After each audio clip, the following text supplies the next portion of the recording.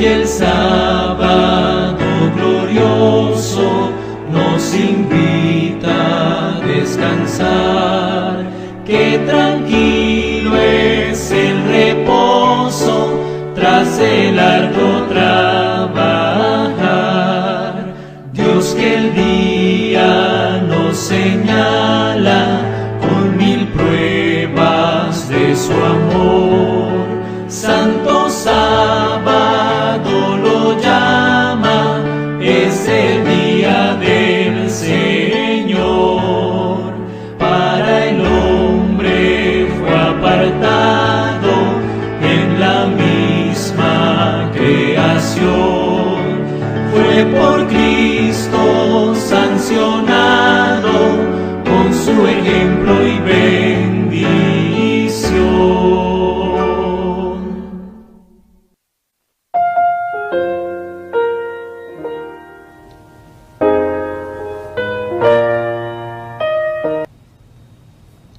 Es un placer saludarles, queridos hermanas y hermanos, en el nombre de nuestro Señor y Salvador Cristo Jesús. Bendiciones. Les doy la bienvenida a el programa Estudiando Juntos la Biblia. Hoy día viernes, 8 de la noche, hora del este de los Estados Unidos de Norteamérica. Estamos saliendo en vivo por nuestras 3 plataformas: El Heraldo del Tercer Ángel en YouTube, El Heraldo del Tercer Ángel en Facebook y El Heraldo del Tercer Ángel en Rumble. Una vez más, el Señor nos permite estudiar juntos la palabra del Señor. Gracias por estar en sintonía de esta programación, confiando en el Señor de que este programa de hoy sea de mucha bendición, tanto para ustedes como para este servidor quien les habla. Antes de entrar de lleno a la presentación de este estudio de hoy, como siempre lo hago, vamos a invitar la presencia de nuestro Padre Celestial a través del Espíritu Santo para que ilumine nuestras mentes, nos abra nuestro entendimiento para entender este mensaje de hoy, y lo haremos, por supuesto, a través de una palabra de oración. Oremos, por favor. Querido Padre Celestial, gracias porque hoy ha llegado el día de viernes, día de preparación en esta área del este de los Estados Unidos. Ya estamos entrando en las primeras horas de su santo día de reposo. Gracias, Señor, por habernos cuidado durante toda esta semana laboral, por habernos dado la vida, la salud y por estar nuevamente juntos estudiando de su palabra. Pedimos que el Espíritu Santo nos hable a través de su palabra en esta hora. Ayúdanos a entender este mensaje tan importante que usted tiene para nosotros, y ayúdanos a comprender, Señor, la historia de la iglesia cristiana, que sabemos que Dios, a través de su Santo Espíritu, ha ido dirigiendo a esta iglesia, a este remanente, y lo seguirá dirigiendo hasta el mismo tiempo del fin. Queremos prepararnos, Padre Celestial, porque a través de su palabra usted nos ayudará a entender el mensaje, a ponerlo en práctica en nuestras vidas, para ser un día parte de ese remanente que ha de estar listo para la segunda venida de Cristo a esta tierra. Bendiga, Señor, a nuestros hermanos y hermanas que están sintonizando esta programación en estos momentos. Que el Espíritu de Dios les dé sabiduría y entendimiento. Y también oramos por aquellas personas que han de ver este programa en otra oportunidad, cuando así esté a su disposición. Oramos para que este mensaje, Señor, pueda cruzar fronteras y podamos cumplir el mandato divino en Mateo capítulo 24 y en Apocalipsis capítulo 14, que será predicado este evangelio del reino en toda nación, tribu, lengua y pueblo. Bendíganos con su presencia. Se lo pedimos todo en el nombre de Jesús. Amén, Señor.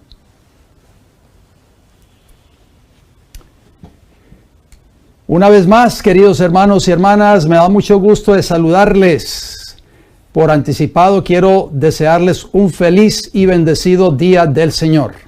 Recuerde que en estos momentos, si usted nos está viendo por el Heraldo del Tercer Ángel en YouTube, usted puede enviarle este enlace ahora mismo a cualquier persona que usted conozca, familiar, amistad, compañero o compañera de trabajo, en fin, cualquier persona que usted crea que se puede beneficiar con estos temas que hemos estado estudiando en las últimas semanas, lecciones del libro de Apocalipsis. Hoy vamos a continuar con la parte número 2 del mensaje a la iglesia de Pérgamo, la tercera iglesia en la lista de esas 7 iglesias que pues tienen un mensaje diferente, que cubren diferentes épocas en la historia profética de la iglesia de nuestro Señor Jesucristo, cuando fue fundada por Él mismo aquí en esta tierra con sus 12 discípulos. Vamos entonces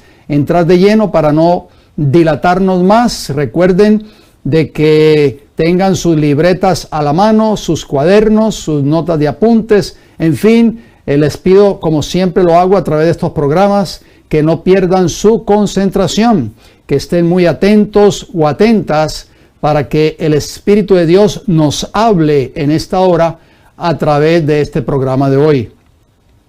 Como ustedes ven ahí en vuestras pantallas, el título de la serie de todos estos temas que hemos estado estudiando juntos es Lecciones del libro de Apocalipsis. Con ese mismo título aparece ya la carpeta que está preparada en nuestro canal, El Heraldo del Tercer Ángel, en YouTube.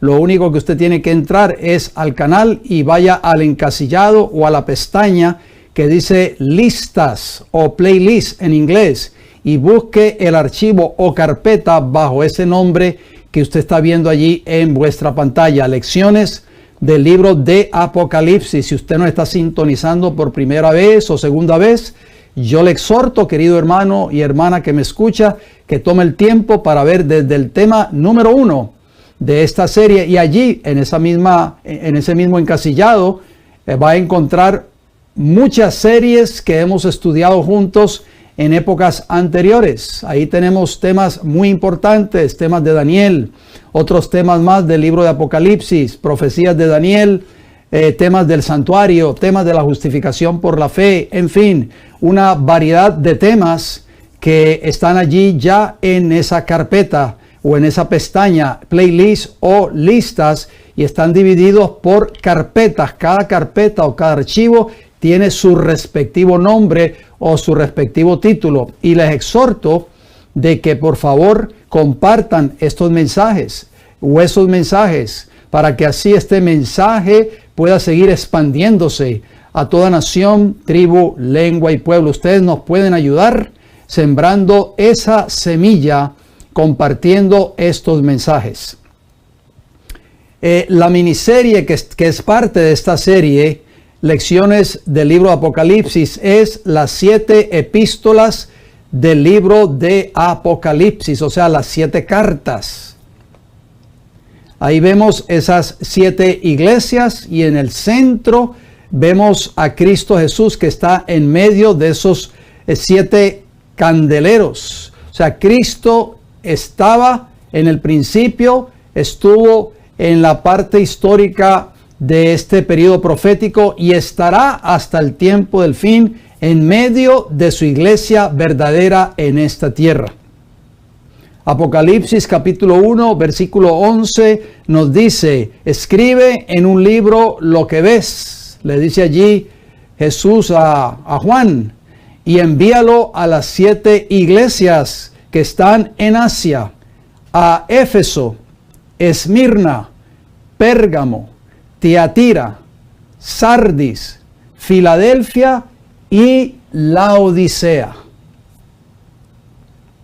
Entonces, el título que vamos a abordar o el tema que vamos a abordar en esta hora, ahí aparece el mensaje a la iglesia de Pérgamo número 2, o sea, parte número 2, porque comenzamos la parte número 1 el viernes pasado. Ustedes recordarán, era un poco abarcante, por eso lo tuve que dividir en 2 partes. Ese periodo histórico de esta iglesia cubrió desde el año 323 después de Cristo, o abarcó del año 323 después de Cristo al año 538 después de Cristo.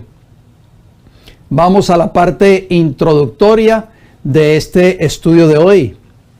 Apocalipsis capítulo 1, versículo 20, un texto muy importante que no lo podemos pasar por alto. Dice, y los 7 candeleros, como ustedes ven ahí en esa imagen, Jesús estaba en medio de esos 7 candeleros que has visto, son las 7 iglesias. Eso lo estudiamos en el tema número 1 de esta serie. Apocalipsis capítulo 2, versículo 12 nos dice, y escribe al ángel de la iglesia en Pérgamo, el que tiene la espada aguda de 2 filos, dice esto. Pérgamo, vamos a hacer un repaso, el mismo repaso que hicimos el viernes pasado en relación a Pérgamo. En el estudio de hoy continuaremos analizando el mensaje a la iglesia de Pérgamo. Hoy abarcaremos la segunda parte del mensaje a esta iglesia. Como vimos en nuestro estudio anterior, ustedes recordarán, Pérgamo estaba ubicada a 48 kilómetros al norte de la ciudad de Esmirna, y Pérgamo significa elevación o altura, ya que estaba construida sobre una colina.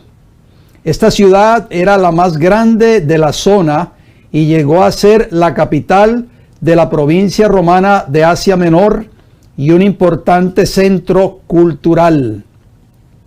Ahí vemos la iglesia de Pérgamo, pues como ustedes ven ahí, estaba en la parte alta como en una colina, por eso lleva ese nombre, Pérgamo. Proverbios capítulo 19, versículo 21, nos dice el sabio Salomón a través de este texto, muchos pensamientos hay en el corazón del hombre, mas el consejo de Jehová permanecerá. Qué importante este texto bíblico. Lo que Dios ha dicho, los consejos que ha dado, permanecerán para siempre. No olvidemos eso, por favor.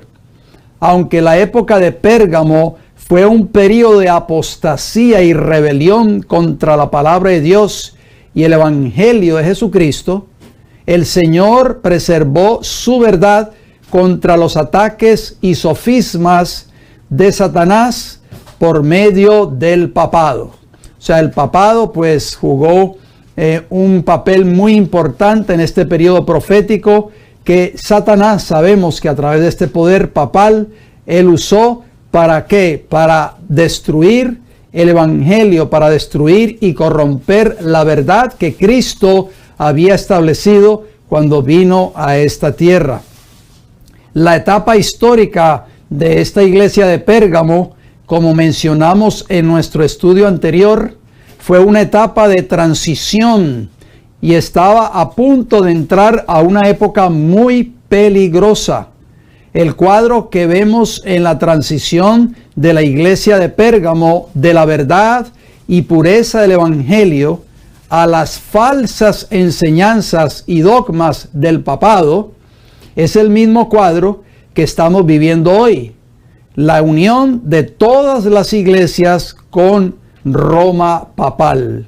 Y eso lo estamos viendo hoy en este tiempo a través del sistema o esa máquina poderosa del papado que comenzó a poner en acción, que se llama ecumenismo. Como leíamos o estudiamos la semana pasada. Leemos nuevamente este principio bíblico que no falla. Anotémoslo en nuestras libretas o en nuestros cuadernos y marquemos estos textos de nuestras Biblias, por favor. Eclesiastés, capítulo 1, versículos 9 y 10. Nos dice el sabio Salomón en Eclesiastés 1:9, ¿qué es lo que fue? Entonces él mismo responde, lo mismo que será. ¿Qué es lo que ha sido hecho? Lo mismo que se hará, y nada hay nuevo debajo del sol. Versículo 10 de Eclesiastés 1. ¿Hay algo de que se puede decir, he aquí, esto es nuevo? Ya fue en los siglos que nos han precedido. O sea, en otras palabras, estos textos nos está queriendo decir, por eso yo lo agrego ahí entre corchetes, la historia pasada se repetirá. Este principio bíblico nunca ha fallado y no fallará. Vamos entonces a leer el contenido del mensaje a la iglesia de Pérgamo, que se encuentra en Apocalipsis 2, versículo del 12 al 17, que nos dice el Señor en su palabra. Apocalipsis 2:12, y escribe al ángel de la iglesia en Pérgamo, el que tiene la espada aguda de 2 filos, dice esto. Versículo 13, yo conozco tus obras y dónde moras, donde está el trono de Satanás, pero retienes mi nombre y no has negado mi fe, ni aun en los días en que Antipas, mi testigo fiel, fue muerto entre vosotros, donde mora Satanás. Versículo 14, estoy leyendo Apocalipsis 2. Pero tengo unas pocas cosas contra ti, le dice Jesús a esta iglesia de Pérgamo, que tienes ahí a los que retienen la doctrina de Balaam, que enseñaba a Balac a poner tropiezo ante los hijos de Israel, a comer de cosas sacrificadas a los ídolos y a cometer fornicación.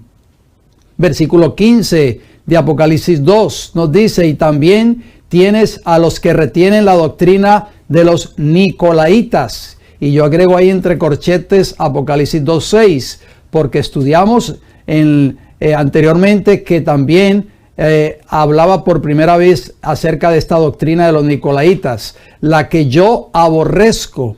O sea, ya para la altura de la iglesia de Pérgamo, ya había gente infiltrada dentro de la iglesia que estaba practicando esta doctrina de los Nicolaitas, porque dice ahí el versículo 15, y también tienes a los que retienen la doctrina de los Nicolaitas. Versículo 16 nos dice lo siguiente, por tanto, arrepiéntete, pues si no, vendré a ti pronto y pelearé contra ellos con la espada de mi boca.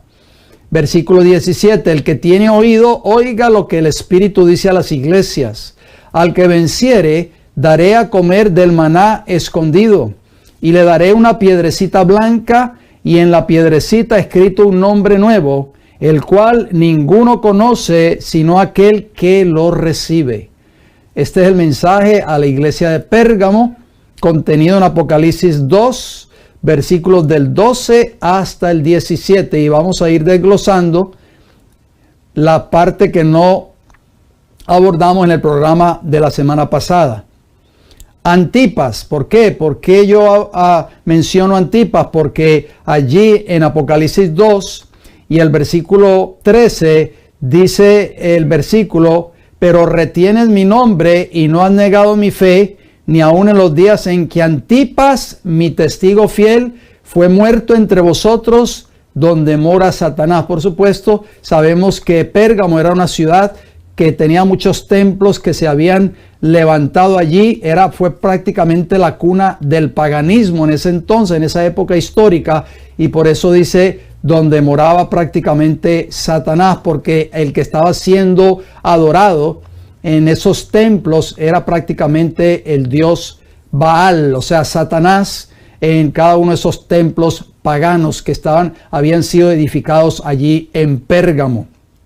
Bien, entonces, usted se preguntará, ¿quién era Antipas? Apocalipsis capítulo 2, versículo 13, repasemos el texto una vez más. Dice Apocalipsis 2:13, yo conozco tus obras, le dice Jesús a la iglesia de Pérgamo. ¿Y dónde moras? Donde está el trono de Satanás. Pero retienes mi nombre y no has negado mi fe, ni aun en los días en que Antipas, mi testigo fiel, fue muerto entre vosotros, donde mora Satanás. O sea, en la primera parte del versículo 13 de Apocalipsis 2, hablando de Pérgamo, dice donde está el trono de Satanás. Y en la parte final del versículo 13, allí en Pérgamo, también menciona donde mora Satanás. Interesante. Antipas es presentado como el testigo fiel. Lo acabamos de leer allí en Apocalipsis 2:13. Antipas, mi testigo fiel. Es presentado como el testigo fiel de Jesús que murió como mártir. En los registros de la historia no se encuentra un personaje llamado Antipas. Por lo tanto, es de suponer que no se refiere a un individuo en particular, sino que representa a una clase de personas que se oponían al poder de los líderes religiosos, los obispos, también conocidos como papas, que se casaron, simbólicamente hablando, por supuesto, con el poder temporal político del Imperio Romano, y que eran parte de la gran apostasía y asimilación del paganismo de aquella época, permitiendo, entre otras cosas, el abominable establecimiento del día del sol, o sea, el domingo, como el día de reposo. O sea, todas aquellas personas identificados como Antipas se opusieron a esta apostasía, fueron perseguidos, fueron martirizados y fueron muertos, por supuesto. Antipas está compuesto por dos palabras griegas. Oigan bien, esta palabra Antipas aparece en el diccionario griego de palabras griegas. Está dividido en dos partes. Anti, que significa en contra, y pas, que es una abreviatura para papas, que significa padre o papa. En aquella época hubo muchos mártires, testigos fieles de Jesucristo en Roma, antigua capital del Imperio Romano, y en Constantinopla, nueva capital del Imperio Romano, que se opusieron a las diferentes apostasías de la iglesia. Antipas, testigo fiel, de acuerdo a Apocalipsis 2:13. Y hay una pregunta que aparece allí. ¿Qué es ser un testigo? ¿Por qué? Porque este significado, esta palabra, representa a todas aquellas personas que estuvieron en contra de esa apostasía que se estaba levantando ya prácticamente en la iglesia de Pérgamo. Pero se le llama a Antipas un testigo fiel. Entonces viene esta pregunta nuevamente. ¿Qué es ser un testigo? Testigo, vamos a verlo primero desde el punto de vista o el significado de acuerdo al diccionario avanzado de la lengua española, la página 1130. ¿Qué significa ser, qué es testigo? Bueno, el diccionario de la Real Academia Española da tres significados importantes. Número uno, persona que da testimonio de algo o lo atestigua. Número dos, persona que presencia una cosa y da testimonio de ella. Y número tres, cosa por la que se infiere la verdad de un hecho. Eso es lo que significa testigo. Entonces, hablando de Antipas, pues es llamado como el testigo fiel. Proverbios 14:5, la Biblia habla de testigo. ¿De qué es un testigo? Bueno, Proverbios 14:5 nos dice, el testigo verdadero no mentirá, mas el testigo falso hablará mentiras. Entonces, hay dos tipos de testigos de acuerdo a este texto de Proverbios 14:5. El testigo verdadero y el testigo falso. El testigo verdadero siempre predicará o hablará la verdad de la palabra de Dios bajo cualquier circunstancia. Hubo una iglesia, un remanente verdadero en la época de Pérgamo, que se mantuvieron fieles a la verdad y que fueron testigos representados por Antipas. ¿Pero qué? Fueron martirizados y fueron llevados a la muerte, pero se mantuvieron fieles. Pero el testigo falso hablará siempre mentiras, como los testigos falsos que llevaron cuando Cristo estaba siendo juzgado, ¿recuerdan? Llevaron testigos falsos y por eso terminaron condenando a Jesús.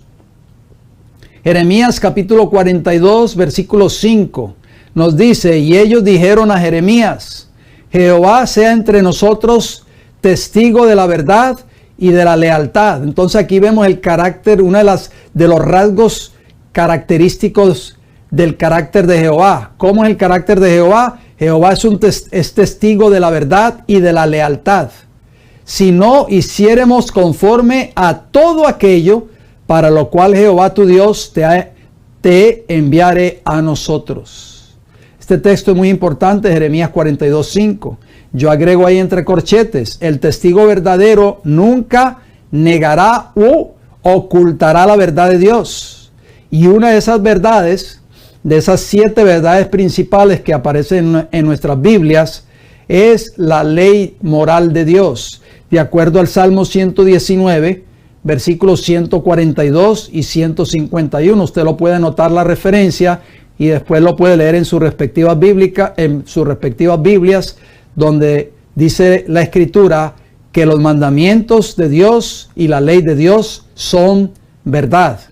Así que dice Jeremías 42:5 que Jehová es testigo de la verdad y de la lealtad. Así que ¿a quién nosotros tenemos que dar, de quién tenemos que dar testimonio un día? De Dios, por supuesto, de la palabra de Dios, del Evangelio. Y tiene que ser un testimonio basado en la verdad y en la lealtad, no en la mentira. Apocalipsis capítulo 1, versículo 5, hablando de Cristo. ¿Qué dice Apocalipsis 1:5?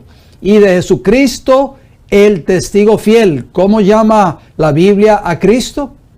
Lo llama como un testigo fiel. ¿A qué vino Jesús a esta tierra, queridos hermanos y hermanas? Vino a dar testimonio de la verdad. Eso fue lo que Jesús le dijo prácticamente a Nicodemo en Juan capítulo 3, cuando tuvo esa entrevista nocturna con Nicodemo. Yo he venido a dar testimonio de la verdad, el primogénito de los muertos y el soberano de los reyes de la tierra, al que nos amó y nos lavó de nuestros pecados con su sangre. Entonces yo agrego ahí entre corchetes para que entendamos mejor este texto. Cristo fue un verdadero testigo porque guardó la ley de Dios. De acuerdo a Juan 15:10, usted lo puede leer allí, el texto donde él dice, yo he guardado los mandamientos de mi Padre. Así que Cristo fue un verdadero testigo porque se mantuvo en la lealtad y la obediencia a esa ley moral de Dios. Mateo capítulo 24, versículo 14. Aquí vemos otra clase de testimonio. Estamos contestando la pregunta, ¿qué significa ser un testigo? ¿Por qué? Porque Antipas fue llamado un testigo fiel. Mateo 24, 14 nos dice, y será predicado este evangelio del reino en todo el mundo. Estas son palabras de Jesús, por supuesto, para testimonio a todas las naciones, y entonces vendrá el fin. Entonces, ¿qué nos está diciendo este texto de Mateo 24, 14? Yo sé que usted lo ha leído cientos de veces en sus Biblias, tal vez. Lo ha escuchado muchas veces a través de mensajes, estudios bíblicos o sermones. Bueno, lo que nos está diciendo Mateo 24, 14 es que el Evangelio tiene que hacer un cambio en nuestras vidas. No importa los años que llevemos en la iglesia, 20, 30, 40, 50, 60 años. Si el Evangelio no ha hecho una transformación en nuestros caracteres, en nuestras vidas, no ha eliminado nuestros defectos de carácter, verdaderamente no podremos dar testimonio de lo que Cristo ha hecho por nosotros al mundo. No podemos darlo, queridos hermanos, entonces seremos falsos testigos. Porque el mundo va a ver en nosotros, pero ven acá, este hombre o esta mujer no son cristianos. Mira cómo actúa, mira cómo habla, mira su comportamiento, mire su temperamento, mire, se enoja fácilmente, insulta a las personas. En fin, o sea, ¿qué ha hecho el Evangelio en tu vida y en mi vida? Esa es la pregunta que tenemos que hacernos.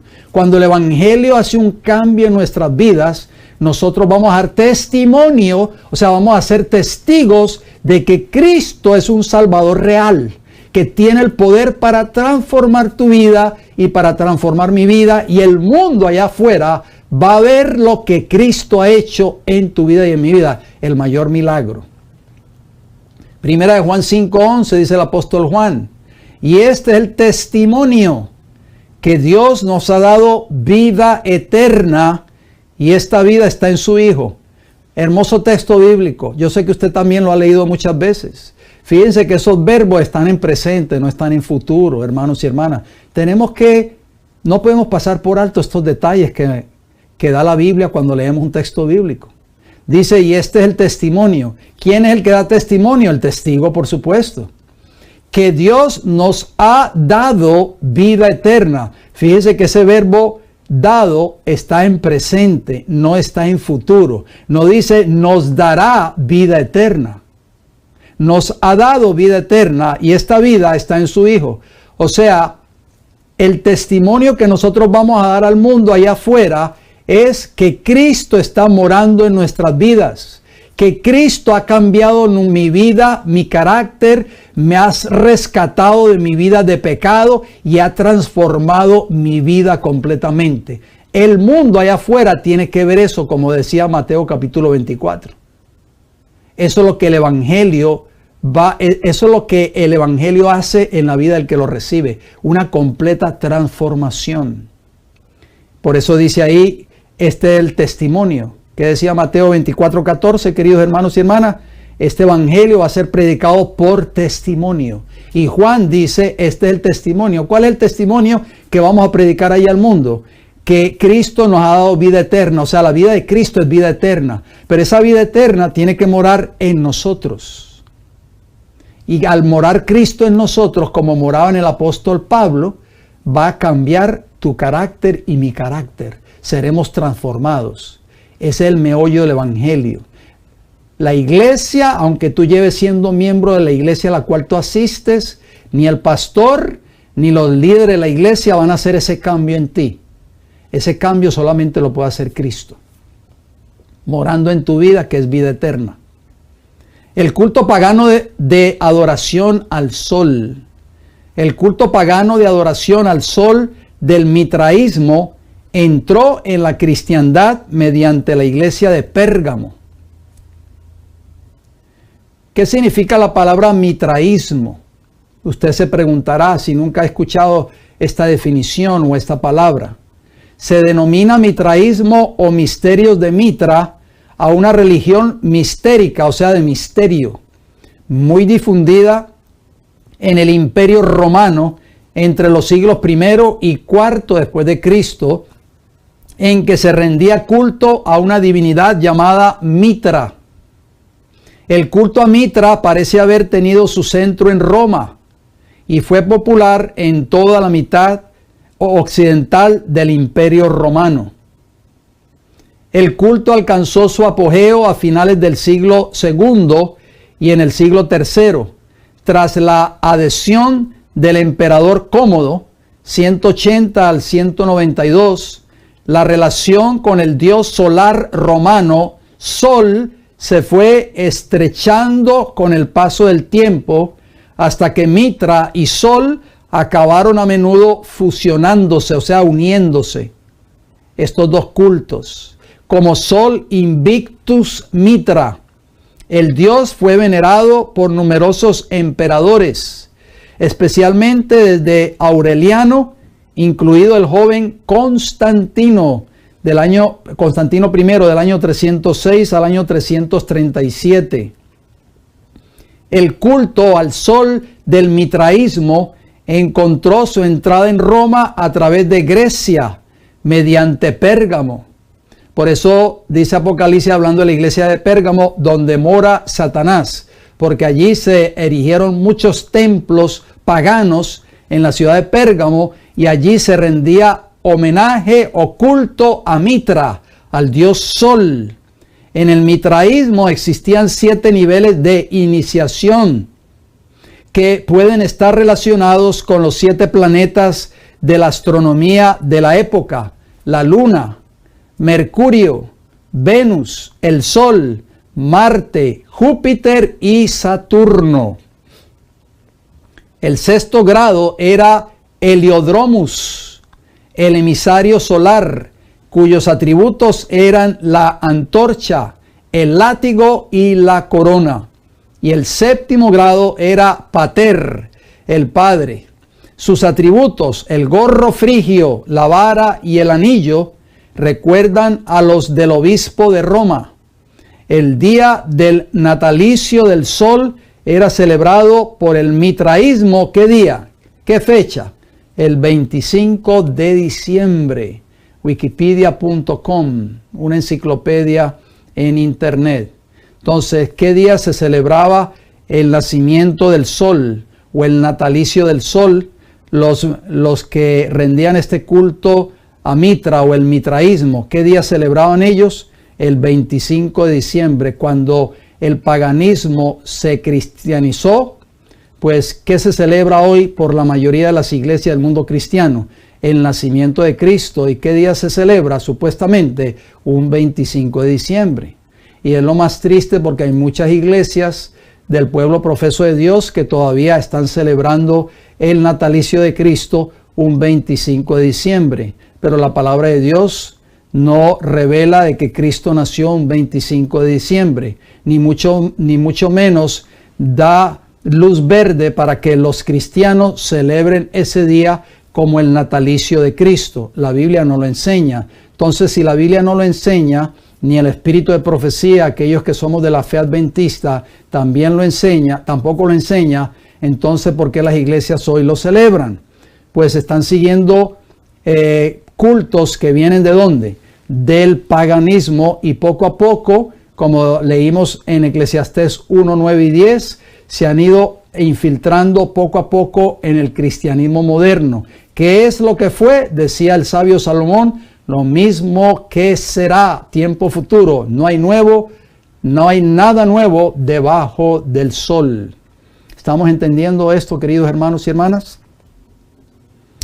Vemos allí ese manual que ustedes ven ahí en pantalla. Es un libro muy interesante. Se llama Las normas el manual de normas, en otras palabras, para las iglesias bautistas, escrito por el doctor Edward T. Hiscox. Y usted dirá, ¿y usted para qué trae la referencia a este manual? Vamos a leer unas declaraciones muy interesantes, recuerdo, escrito por un teólogo pues bautista. No está en español, tuve que yo traducir estas citas que vamos a leer juntos. Y noten lo que dice este libro de normas, o este manual de normas para las iglesias bautistas. Leamos una declaración de este manual, por favor. Creemos que las escrituras enseñan que la ley de Dios, oigan bien, estamos hablando de la iglesia bautista, queridos hermanos y hermanas. Creemos que las escrituras enseñan que la ley de Dios es la eterna regla inmutable de su gobierno moral. ¿Qué significa la palabra inmutable? Significa que no se puede cambiar, no se puede violar, no se puede anular. Que es santa, justa y buena. Y que la incapacidad que atribuyen las escrituras a hombres caídos para cumplir sus preceptos surge completamente de su naturaleza pecaminosa para liberarlos de los cuales y restaurarlos a través de un mediador por medio de la obediencia sincera a la santa ley. Es un gran fin del Evangelio y de los medios de la gracia conectados con el establecimiento de la iglesia visible. El manual de normas para las iglesias bautistas por el doctor Edward T. Hiscox, páginas 67-68, año 1903. Y usted se preguntará, ¿y para qué yo traigo esta declaración? Volvamos al principio de la cita. Este teólogo bautista, doctor en teología me imagino, enseña, está la posición de la iglesia bautista, que la iglesia bautista cree que las escrituras enseñan que la ley de Dios es eterna, regla inmutable de su gobierno moral, que es santa, justa y buena. Pero la segunda parte de la declaración dice que el hombre está incapacitado para obedecer, el hombre caído está incapacitado para obedecer y cumplir los preceptos de esa ley. Estamos viendo, ¿verdad, queridos hermanos y hermanas? Pero más adelante, en la segunda parte de la declaración, no sé si ustedes lo notaron, él dice, pero a través del Evangelio, a través de ese mediador, nosotros podemos ser restaurados. ¿Restaurados para qué? Por medio de ese mediador, para obedecer a esa santa ley. ¿A través de qué? A través del Evangelio. O sea, esto es un mensaje muy importante, queridos hermanos y hermanas. ¿Por qué? Porque hoy se enseña dentro del pueblo profeso de Dios que nadie puede guardar la ley. Muchos ministros, aún desde sus púlpitos, dan el eco. y lanzan su voz desde detrás de los púlpitos diciendo que estaremos pecando hasta que Cristo venga. Pero este teólogo bautista está enseñando a través de este manual que como seres caídos estamos en incapacidad para obedecer la ley de Dios. ¿Por qué? Porque tenemos una naturaleza pecaminosa. Pero cuando pasamos por la experiencia del nuevo nacimiento, a través, como decía Primera de Juan, a través de Cristo, que es vida eterna, morando en nosotros, Cristo nos da la capacidad a nosotros, a través del Evangelio, ese mediador que tenemos en el santuario celestial, está diciendo este autor, prácticamente volvemos a tener la capacidad para guardar la ley moral de Dios. ¿Qué les parece a ustedes esta declaración? Oigan bien lo que sigue diciendo este autor. Escuchen bien. Creemos que las Escrituras enseñan que el primer día de la semana es el día del Señor y debe mantenerse sagrado para propósitos religiosos mediante la abstención de todo trabajo secular, excepto las obras de misericordia y necesidad, mediante la observancia devota de todos los medios de gracia, tanto privados como públicos, y mediante la preparación para el descanso que queda para el pueblo de Dios. El manual de normas para las iglesias bautistas por el doctor Edward T. Hiscox, página 71, el mismo libro. Entonces, ¿qué enseña este autor? Enseña que creemos, dice él, que las Escrituras enseñan que el primer día de la semana es el día del Señor. Las Escrituras no enseñan eso, queridos hermanos y hermanas. Ya lo hemos estudiado en programas anteriores. Las Escrituras no enseñan que el primer día de la semana es el día del Señor. Vamos a ver qué nos dice la Escritura. Isaías 58:13. Vayamos ahora en la Escritura entonces. Dice Isaías 58:13, si retrajeres del día de sábado tu pie de hacer tu voluntad en mi día santo. Entonces, ¿cuál es el día del Señor? El sábado, queridos hermanos, que es el séptimo día de la semana, no el primer día de la semana. Y lo llamares delicia, santo, glorioso de Jehová, y lo venerares, no andando en tus propios caminos, ni buscando tu voluntad, ni hablando tus propias palabras. Entonces, la Escritura, ¿a qué día lo llama día santo? ¿A qué día lo llama delicia, santo y glorioso de Jehová? Díganme por favor, lo estamos leyendo juntos. Al día de sábado, el séptimo día de la semana, que es el cuarto mandamiento de la ley moral de Dios. Otra declaración más de este autor. Escuchen bien lo que dice este autor. Por supuesto, yo sé muy bien que el domingo, ¿qué día, queridos hermanos y hermanas? El domingo, que es el primer día de la semana, entró en uso en la historia cristiana primitiva como un día religioso, como hemos aprendido de los padres de la iglesia y de otras fuentes. Pero qué lástima, oigan bien, que viene marcado con la marca del paganismo y cristianizado con el nombre del dios Sol, cuando fue adoptado y sancionado por la apostasía papal y legado como herencia sagrada al protestantismo. Dr. Edward T. Hiscox, autor de El Manual Bautista, en un documento leído ante una conferencia de ministros, por supuesto ministros bautistas, en la ciudad de Nueva York, que tuvo lugar el 13 de noviembre de 1893.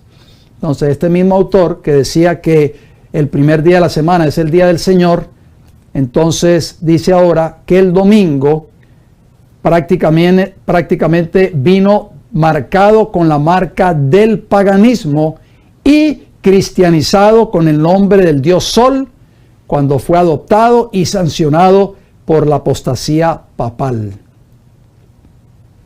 La reprensión a la iglesia de Pérgamo, la doctrina de Balaam. Apocalipsis 2, 14 y 15. Dice Apocalipsis 2, 14, pero tengo unas pocas cosas contra ti, que tienes ahí a los que retienen la doctrina de Balaam, que enseñaba a Balac a poner tropiezo ante los hijos de Israel, a comer de cosas sacrificadas a los ídolos y a cometer fornicación. Versículo 15 de Apocalipsis 2. Y también tienes a los que retienen la doctrina de los nicolaitas, la que yo aborrezco. Y yo agrego ahí entre corchetes al final de los textos. La iglesia de Éfeso aborreció las obras de los nicolaitas, de acuerdo a Apocalipsis 2:6. Ahora ya, a la altura de la iglesia de Pérgamo, ya se estaba practicando en el seno de esta iglesia la doctrina de los nicolaitas. Lo estamos viendo en la parte final del versículo 15 de Apocalipsis 2. Balaam, ¿por qué habla de Balaam? Porque dice, pero tengo unas pocas cosas contra ti que tienes ahí, a los que retienen la doctrina de Balaam. Entonces, ¿qué se nos viene a la mente? ¿Recordamos a este personaje bíblico que se llamó Balaam? Bueno, Balaam era un antiguo profeta de Dios que apostató de la verdad. Un personaje malvado que aparece como 60 veces en la Biblia. Enseñó a los hijos de Israel, oigan bien, a comer de cosas sacrificadas a los ídolos y a cometer fornicación. De esta manera puso tropiezo ante ellos. Fue Balaam quien aconsejó a Balac, rey de Moab, o sea de los moabitas, a seducir a los israelitas mediante las mujeres de Moab para que participaran en el paganismo y en la idolatría. Desafortunadamente, tuvo éxito con la tentación de las mujeres moabitas sobre los israelitas. Esto condujo a una gran apostasía dentro del pueblo de Israel, por supuesto, que los llevó a la adoración del dios Sol, Baal-peor, tristemente. Vamos a leer esa historia, tal vez usted nunca la ha leído, tal vez lo ha leído, otros lo han leído. Vamos a repasar esa historia que se encuentra en el libro de Números. Ahí está el cuadro de Balaam, Números capítulo 25, versículos del 1 al 3, dice la escritura: moraba Israel en Sittim, y el pueblo empezó a fornicar con las hijas de Moab, o sea, mujeres moabitas, las cuales invitaban al pueblo a los sacrificios de sus dioses. ¿Cuál pueblo, hermanos y hermanas? El pueblo de Israel, el pueblo que decía ser el pueblo de Dios, que había sido sacado de Egipto. Y el pueblo comió y se inclinó a sus dioses. Versículo 3 de Números 25. Así acudió el pueblo a Baal-peor, y el furor de Jehová se encendió contra Israel. Entonces, ¿qué terminó haciendo Israel? Influenciado por estas mujeres moabitas, terminó inclinándose y adorando a Baal-peor, el dios Sol. Números 31:16. ¿Qué dice Números 31:16? He aquí, por consejo de Balaam, ellas, o sea las mujeres moabitas, fueron causa de que los hijos de Israel prevaricasen contra Jehová en lo tocante a Baal-peor, por lo que hubo mortandad en la congregación de Jehová.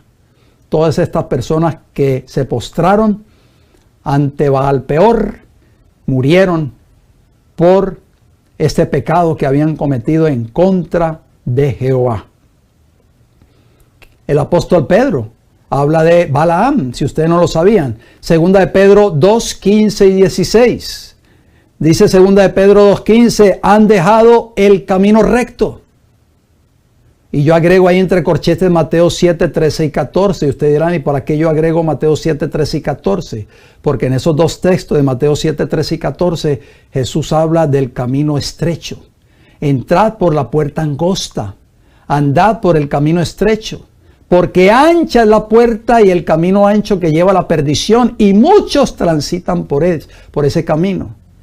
Entonces son muy pocos los que están entrando por esa puerta estrecha hoy en este tiempo del fin. Son muy pocos los que están transitando por ese camino estrecho, que es igual al camino recto. Por eso Pedro dice, han dejado el camino recto.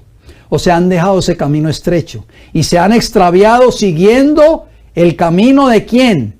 De Balaam, hijo de Beor, el cual amó el premio de la maldad. ¿Por qué Pedro menciona a Balaam? Ya lo estamos viendo en los textos anteriores. Balaam incitó al pueblo de Israel a transgredir la ley de Dios, a cometer abominación y pecado en contra de Jehová, y para que ellos adorasen y se postrasen ante Baal Peor. Versículo 16 de 2 de Pedro 2. Y fue reprendido por su iniquidad. Hermanos y hermanas, tenemos que tomar decisiones en esta hora basado en estos textos que estamos leyendo juntos. ¿Por cuál camino tú, querido hermano y hermana que me escucha en estos momentos, estás transitando en estos momentos? ¿Por el camino ancho o por el camino estrecho, que es igual al camino recto? ¿Estamos transitando por el camino que Cristo nos trazó, el camino estrecho o el camino recto, o estaremos transitando por el camino de Balaam? Ese era el problema que estaba surgiendo en la iglesia de Pérgamo. Y hoy, en la iglesia moderna del tiempo del fin, ¿estará pasando lo mismo? ¿Estará pasando esta misma experiencia? ¿Qué es lo que fue? Lo mismo que será. ¿Será que dentro del pueblo profeso de Dios hay muchos que están dentro de la iglesia, pero que están transitando por el camino de Balaam? Que están practicando una vida que no está de acuerdo a la voluntad de Dios, que están viviendo como el mundo vive, pero siguen yendo a sus iglesias cada semana. Como lo estudiamos en el programa anterior, durante la época de la iglesia profética de Pérgamo, la cristiandad de esa época cometió fornicación espiritual al entrar en una relación ilícita con los reyes de la tierra, es decir, con el Estado, o sea, con el gobierno, la política mundial, con sus poderes temporales y terrenales. Entonces, ¿qué pasó durante la época de Pérgamo? En otras palabras, la iglesia cometió fornicación, se unió con otro esposo, fornicó, dejó a su esposo que es Cristo Jesús, dejó el camino recto y se unió con los reyes de la tierra, con el gobierno, con el Estado. ¿Qué vemos ahí en esa portada de este periódico de noticias en internet del país? Dice: Trump aprueba una orden para que las iglesias puedan apoyar a candidatos electorales. La medida permite convertir los púlpitos en altavoces de propaganda política en campaña. Así que Trump le está dando fuerza a las iglesias. Ha prometido desde que comenzó su segundo mandato diciendo: les devolveré el poder a ustedes. Estará repitiendo la experiencia de Pérgamo en este tiempo del fin. Lo estamos viendo y estamos viendo este encabezado de noticias. Tras ser infiel a Dios, su esposo divino en términos simbólicos, el fruto de esta relación prohibida llegó a ser la asimilación del paganismo, de la idolatría, del culto a personas y la aceptación por ley del día del sol, que luego fue renombrado como el domingo, el día del Señor. Todo este proceso resultó finalmente en el establecimiento del sistema más poderoso en esta tierra, el papado. La doctrina aborrecible de los nicolaitas.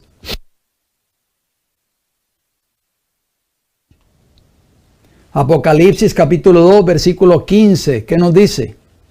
Y también tienes a los que retienen la doctrina de los nicolaitas, la que yo aborrezco. En un mensaje anterior, cuando estudiamos acerca de la iglesia de Éfeso, ustedes recordarán, vimos que ella ya tuvo que enfrentarse al problema de los nicolaitas, de acuerdo a Apocalipsis 2:6. La doctrina aborrecible de los nicolaitas era parecida a la doctrina de Balaam que vemos en Pérgamo, pues ellos creyeron que la fe en Cristo libera de la observancia del mandamiento relativo al adulterio. Cuando la iglesia que dice ser el pueblo de Dios en esta tierra abre sus puertas y permite que entren doctrinas de hombres, doctrinas de otras mujeres, o sea, de otras iglesias, o fiestas o tradiciones de carácter mundanal o pagano, ¿qué sucede con la iglesia? Se prostituye, en otras palabras, se corrompe. Elena G. White escribió estas palabras. Leamos juntas, por favor, esta declaración. ¿Cuál fue el origen de la gran apostasía? Pregunta. ¿Cómo empezó a apartarse la iglesia de la sencillez del evangelio? Conformándose a las prácticas del paganismo para facilitar a los paganos la aceptación del cristianismo. El apóstol Pablo dijo acerca de su propio tiempo: ya está obrando el misterio de iniquidad, de acuerdo a 2 de Tesalonicenses 2:7. Mientras aún vivían los apóstoles, sigue diciendo esta declaración, la iglesia permaneció relativamente pura. Eso lo vemos en la época de la iglesia de Éfeso.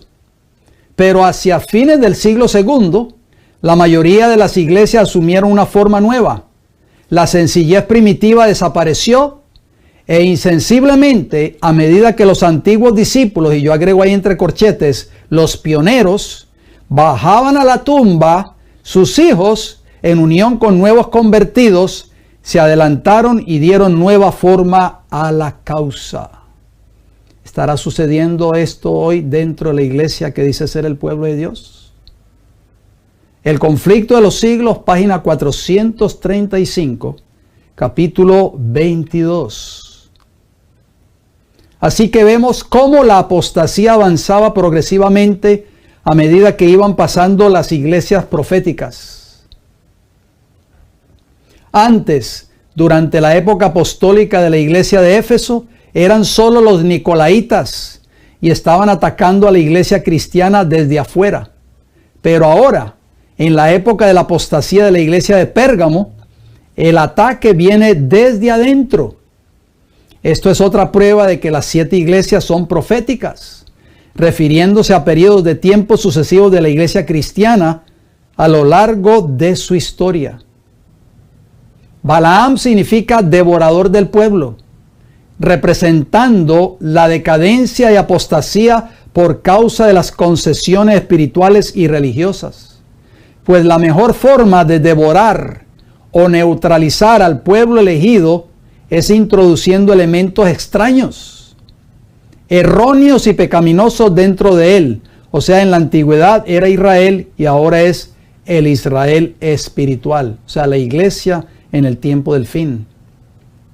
Esta táctica es más astuta y resulta más efectiva y dañina que atacar a la iglesia mediante la sangrienta persecución abierta. Pues como estudiamos antes, durante la época apostólica de Éfeso y durante el periodo de persecución de Esmirna, la iglesia se mantuvo pura bajo la persecución y el martirio. ¿Qué dice Elena G. White? Nuevamente citamos esta mensajera del Señor. ¿Qué nos dice esta declaración? Vanos eran los esfuerzos de Satanás para destruir a la iglesia de Cristo o la iglesia de Cristo por medio de la violencia. Esto toma lugar en la iglesia de Éfeso y en la iglesia de Esmirna. La gran lucha en que los discípulos de Jesús entregaban la vida no cesaba cuando estos fieles portaestandartes caían en su puesto. Triunfaban por su derrota. Los siervos de Dios eran sacrificados, pero su obra seguía siempre adelante. El evangelio cundía más y más, y el número de sus adherentes iba en aumento. O sea, entre más fuerte era la persecución, más cristianos se añadían a la iglesia de Cristo en ese entonces. Alcanzó hasta las regiones inaccesibles para las águilas de Roma, o sea, la persecución y el martirio. Dijo un cristiano, reconviniendo a los jefes paganos que atizaban la persecución: atormentadnos, condenadnos, desmenuzadnos, que vuestra maldad es la prueba de nuestra inocencia. De nada os vale vuestra crueldad. No era más que una instigación más poderosa para traer a otros a su fe. Más somos cuando derramáis más sangre, que la sangre de los cristianos es semilla. El conflicto de los siglos, páginas 45 y 46, capítulo 2. Le exhorto, si usted tiene ese libro en su hogar, que lea ese capítulo. Si lo ha leído antes, yo le exhorto a que lo vuelva a leer. Es un capítulo muy, pero muy importante para leer. Es más fácil identificar al enemigo mientras está afuera de las murallas que cuando se ha infiltrado en las cámaras secretas de la ciudad.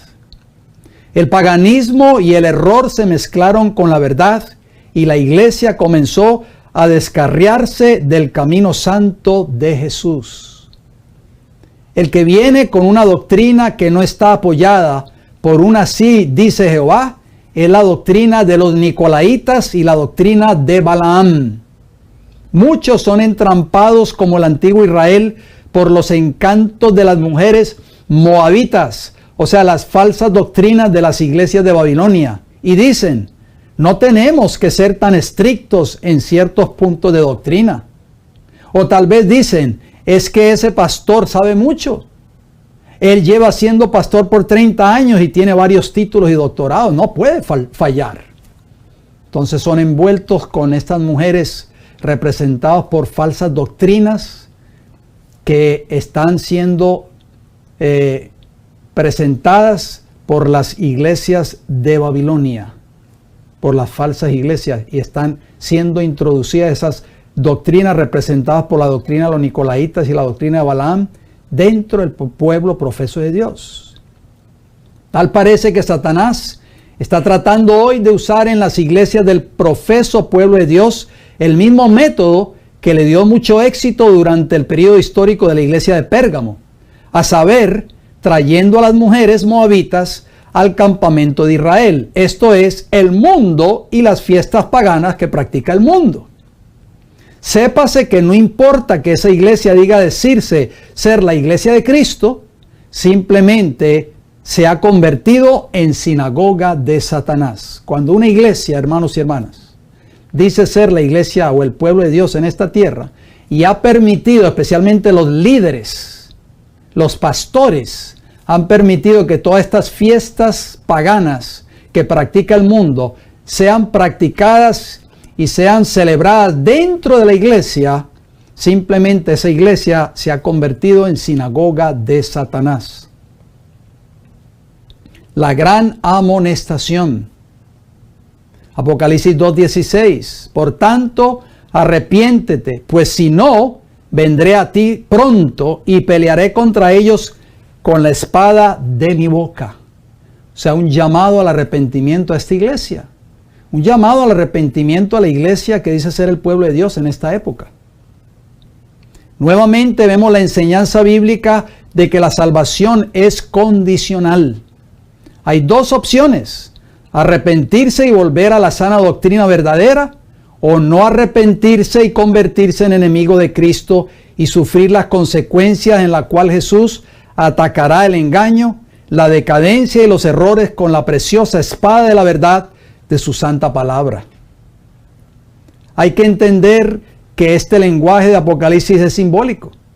No se trata que Dios mismo vendrá a la tierra y peleará con una espada literal que sale de su boca, literalmente hablando.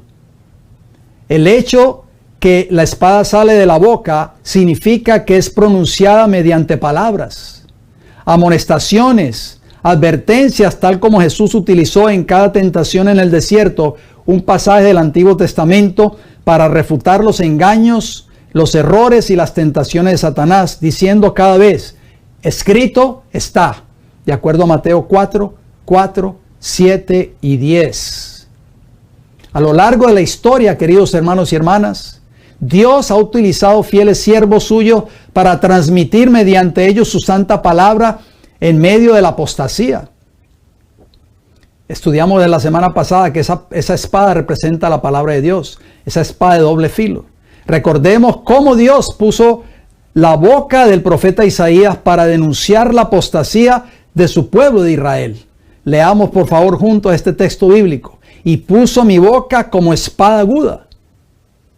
Me cubrió con la sombra de su mano y me puso por saeta bruñida. Me guardó en su aljaba. La palabra aljaba es caja donde se guardaban las flechas. Isaías 49, versículo 2. Entonces Isaías estaba siendo un instrumento y a través de su mensaje que brotaba de sus labios era como una espada para el pueblo de Israel. En la época apostólica de la iglesia de Éfeso, nuestro Señor Jesucristo le hizo un llamado al arrepentimiento porque ella había dejado su primer amor, como dice Apocalipsis 2, 4 y 5. Pero en aquel entonces no amenazó todavía con venir a pelear la batalla espiritual contra el error, la decadencia y el engaño, porque esa iglesia primitiva, o sea, esa iglesia de Éfeso, todavía era pura en doctrina.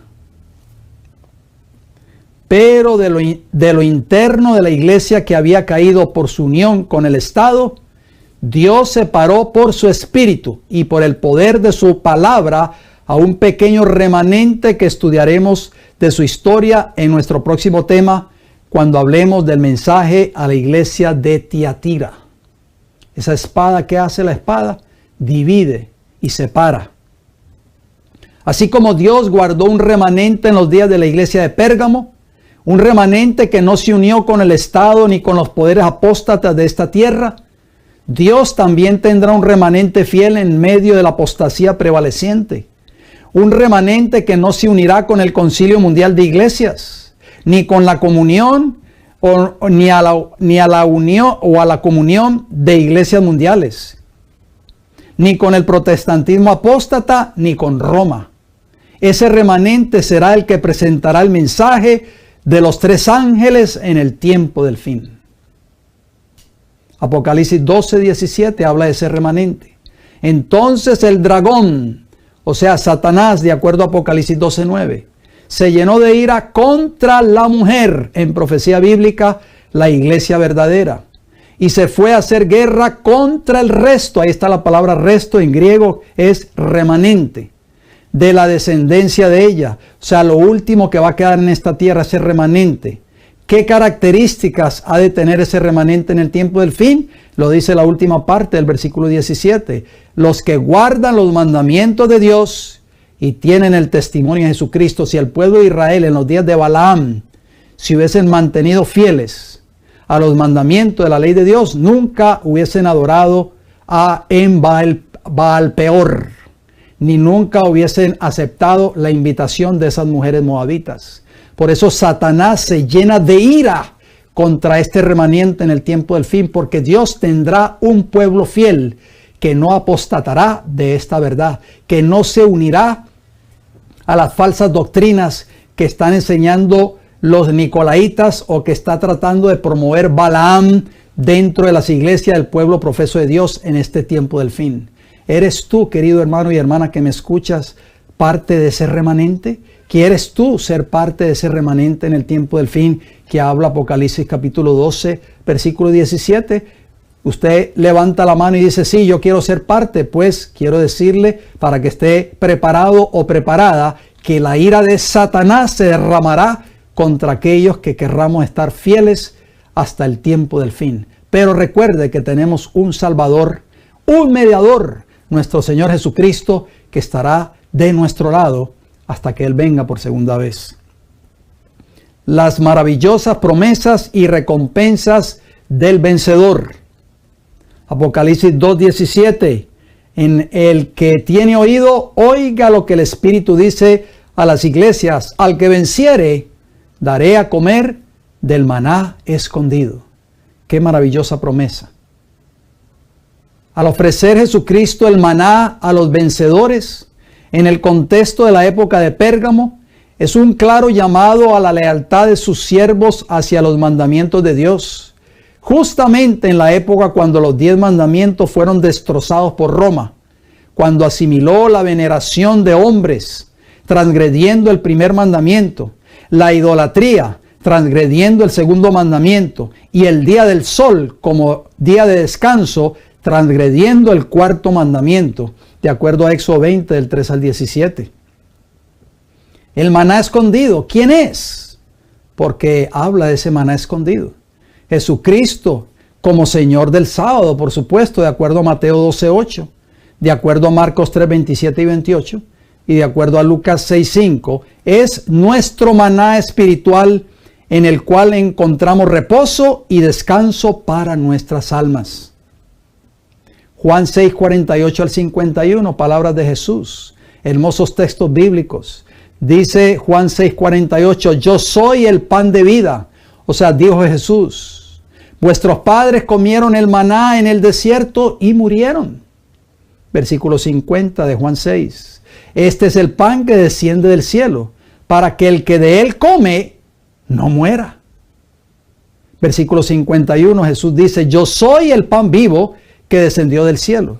Si alguno comiere de este pan, vivirá para siempre.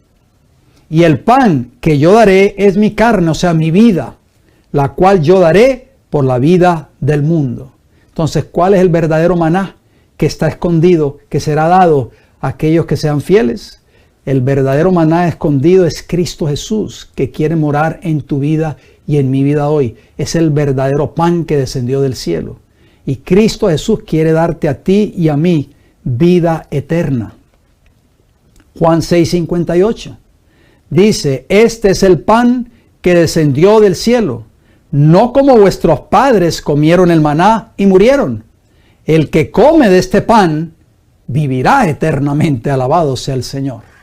Hoy más que nunca necesitamos de ese pan, queridos hermanos y hermanas, que viva en nosotros ese maná escondido en nuestro Señor y Salvador Cristo Jesús. El mundo hoy necesita de Jesús. El mundo allá afuera tiene que ver a Cristo en nuestras vidas, en nuestros caracteres. Mateo 11, 28 y 29. ¿Qué va a ser ese maná escondido que es Cristo Jesús en aquel que confía en Él? Mateo 11, 28, Jesús dice, venid a mí todos los que estáis trabajados y cargados, y yo os haré descansar. O sea, yo os daré descanso. Descanso espiritual, descanso para vuestras almas agobiadas por los afanes de esta vida, por las ansiedades, por los sufrimientos, por el pecado. Venid a mí, dice Jesús.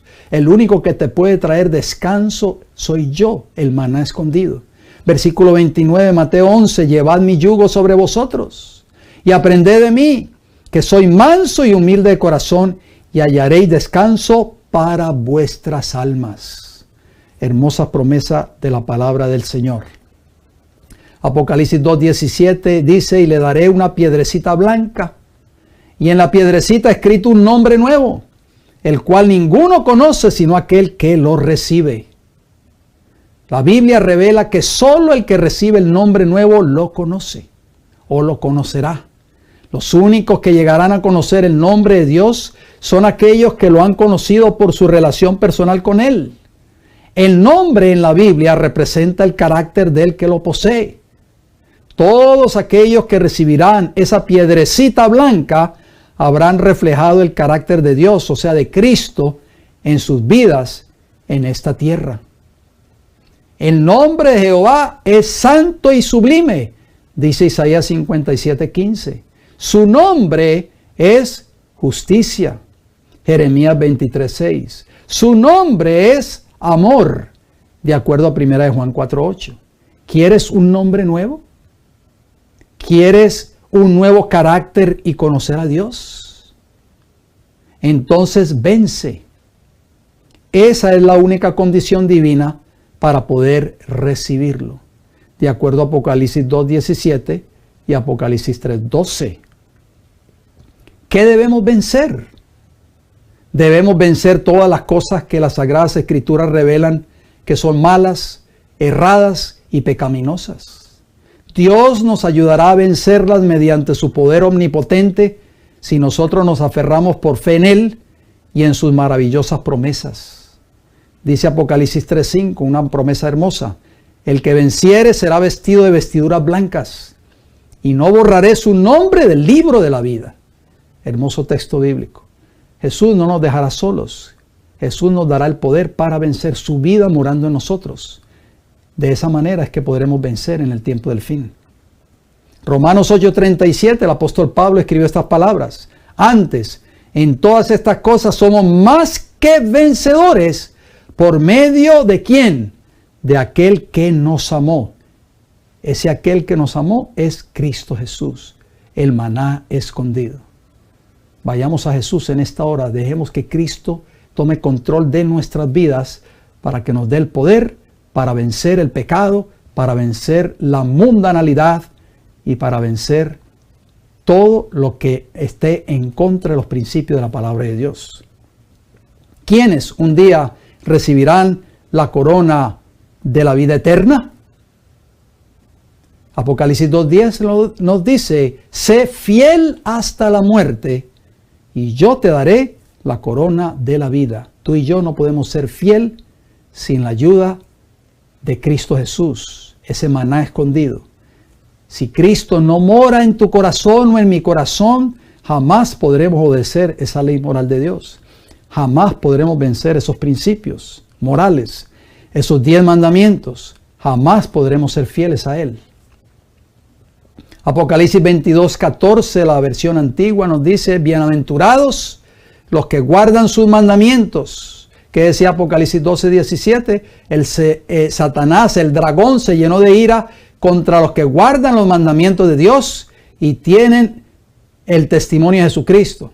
¿Por qué Satanás odia tanto a esas personas o a ese remanente en el tiempo del fin? Porque Apocalipsis 22:14 dice que esos que guardaron esos mandamientos de Dios son bienaventurados y van a tener un día derecho al árbol de la vida y van a entrar por las puertas en la ciudad. Por eso Satanás odia tanto a ese remanente en el tiempo del fin, porque van a ser los únicos que no le adoraron y que no se sometieron a sus engaños, a sus mentiras y al pecado en sus vidas.